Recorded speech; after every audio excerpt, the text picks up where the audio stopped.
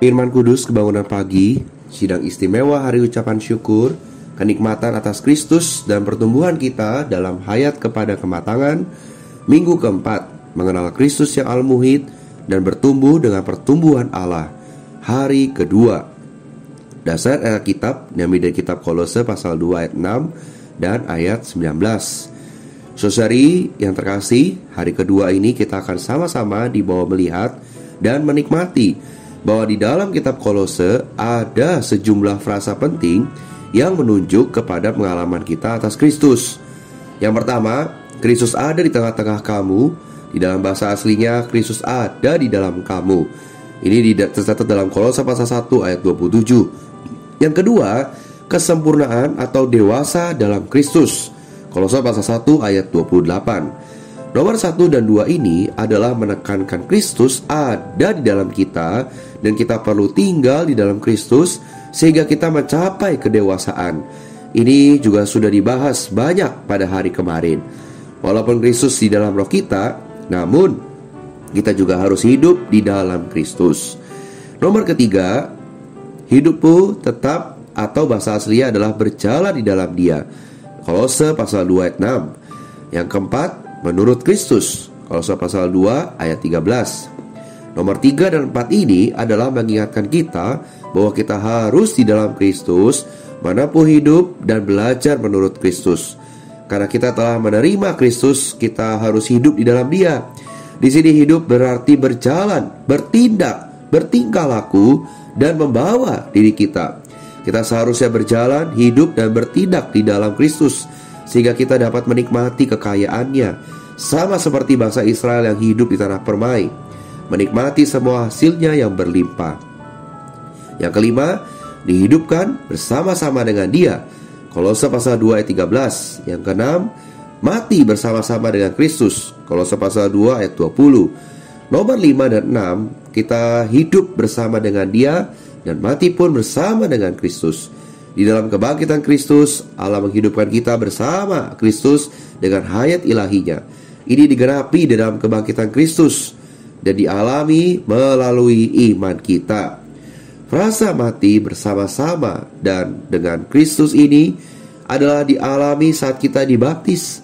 Ini dijelaskan dalam Roma pasal 6 ayat 3. Roma pasal 6 ayat 3 yang mengatakan, atau tidak tahukah kamu bahwa kita semua yang telah dibaptis dalam Kristus telah dibaptis dalam kematiannya. Yang ketujuh, berpegang teguh kepada kepala. Kolose pasal 2 ayat 19. Ayat nomor 8, dari mana seluruh tubuh. Kolose pasal 2 ayat 19. Nomor 7 dan 8 adalah untuk pembangunan. Kita perlu berpegang teguh kepada kepala, dan demikian dari mana seluruh tubuh.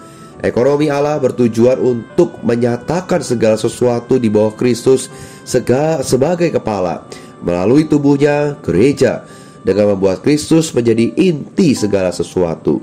Karena itu sangat penting sekali kita berpegang kepada Kristus sang kepala. Dan kita perlu tahu frase dari mana Dia menunjukkan bahwa tubuh Kristus bertumbuh dari kepala, karena semua suplai datang dari kepala. Yang kesembilan, bertumbuh menurut pertumbuhan yang berasal dari Allah. Ayatnya sama, Kolose pasal 2 ayat 19. Nomor 9 ini adalah hasilnya. Sesungguhnya di dalam kealahan, Allah tidak bisa dan tidak perlu bertumbuh. Namun karena Allah di dalam kita, kita perlu pertumbuhan yang berasal dari Allah, sehingga demikian kita bertumbuh. Bertumbuh adalah masalah hayat, yaitu Allah sendiri. Sebagai tubuh Kristus, gereja tidak boleh kehilangan Kristus yang merupakan perwujudan Allah sebagai sumber hayat. Dengan berpegang teguh kepada Kristus, gereja bertumbuh bersama pertumbuhan Allah, dengan pertumbuhan Allah sebagai hayat. 10. Istilah-istilah ini memberitahu kita satu gambaran yang lengkap tentang pengalaman yang tepat atas Kristus. Nomor 10 ini adalah sebuah kesimpulan bagaimana kita mengalami Kristus. Di dalam penerapannya, saudara-saudari, hari ini begitu banyak poin-poin yang kita masuki di dalam kitab Kolose. Kita perlu menjadi orang yang dapat mengalami itu semua sampai membawa kita bertumbuh, pertumbuhan yang berasal dari Allah. Sudah berapa lamakah kita menjadi orang Kristen?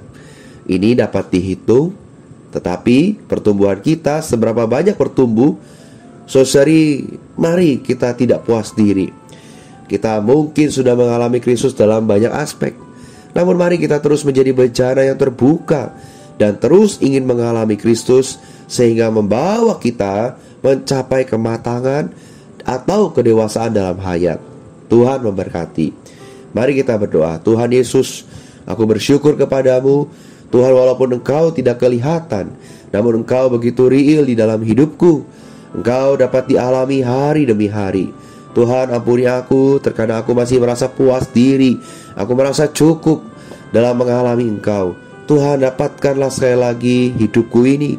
Aku mau membiarkan Tuhan makin bertambah di dalam diriku, sehingga hidupku benar-benar menurut Kristus. Amin. Demikian Voice Note Kudus Kebangunan Pagi. Tuhan Yesus memberkati.